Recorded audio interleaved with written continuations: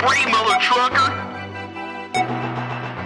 Hey guys, Steve Blake here, and to celebrate the end of 2013, I'm going to be doing a couple lists counting down my favorite pickups, as well as some of my greatest steals, some of my coolest moments from this year. I think it's a nice time to reflect. I think this has been an excellent time for sneakers, and as you guys may or may not know, I have a huge thing for Jordan 1. So obviously 2013 being kind of the unofficial year of the Jordan 1 was music to my ears. Now, I currently have my Jordan 1 collection complete, so to speak.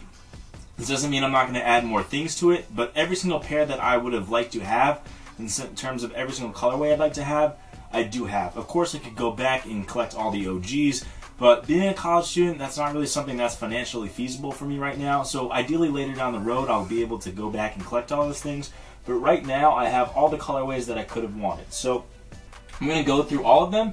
If you want to watch a review of any of these, there's going to be a little annotation up here, it'll say click to watch. It won't pause or interrupt the video. It'll just let you go check that out. So I guess we'll start with the 60 plus pack.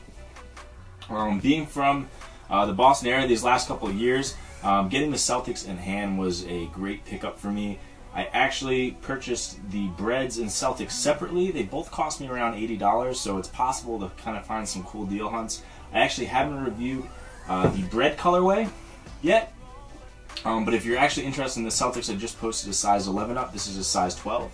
But moving into the Bread colorway, this became extremely hard to find once Kanye started wearing them. Before, these weren't that expensive. People were actually trying to sell the packs for retail. Like, they sat for a long time.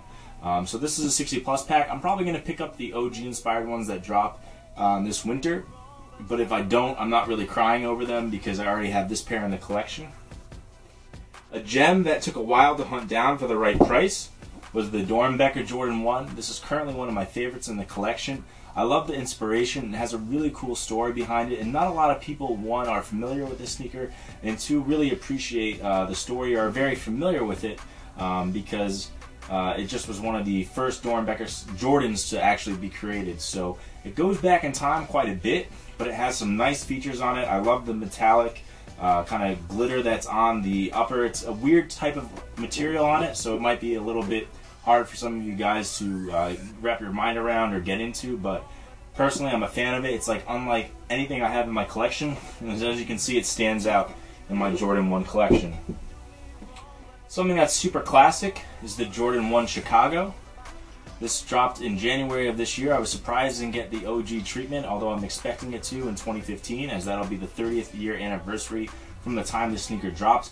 I recommend, if you collect sneakers and you don't have this in your collection, to try and find a pair. It's been released in a couple different styles. There's a patent leather one as well, but I don't collect Jordan 1 mids, so I had to pass. Great colorway, iconic, can't go wrong. We'll get into some more of the OG Jordan 1s that dropped this year. Shadow might be sleeper hit of the year. This is a great colorway.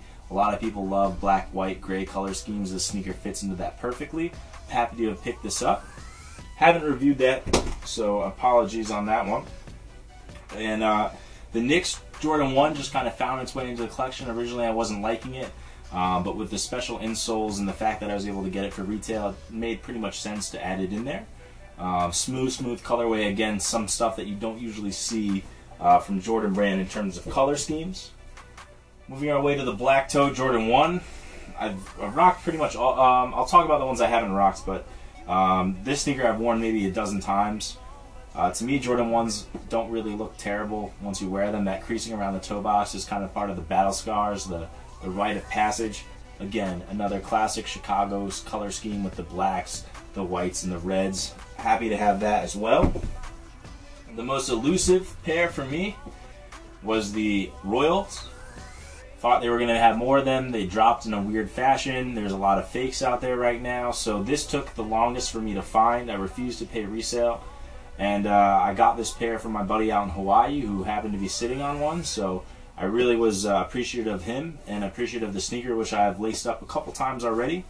Like I said, they have that traditional battle scarring. So the Royal Jordan 1, huge addition this year. Now we'll go into the sneakers I haven't undead stocked officially. I did an on-feet for the Jordan 1 J2K. Interesting sneaker, phenomenal materials. This is my first purchase from Flight Club. Interesting backstory, definitely worth watching the review if you haven't checked it out, but again, stays true to that black, white, and red color scheme. My other dead stock pairs are the Jordan 1 High Election Day. I want to wear these on the next presidential election that I actually am able to participate in. I think that's a cool thing to wait for. For that reason, these haven't even come out of the box really at all. I tend to forget that I own them, and I actually haven't reviewed them either, but a really cool sneaker. I love the detail with the patriotism involved. The insoles have the Democratic and Republican mascots with the donkey and the elephant, so it's a cool sneaker. People forget that this dropped. This was 2 years old, I think. And then finally, my most recent addition and final addition to the collection to really make me feel happy about it was the anniversary Jordan 1, which I plan to wear for New Year's. Just the wide variety of colorways that the Jordan 1 colorway, Jordan 1 model has received in the years just makes it really appealing to me.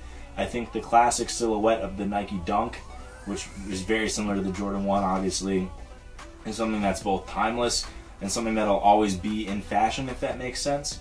So I'm really happy to be able to have built my Jordan 1 collection up to the point that it is.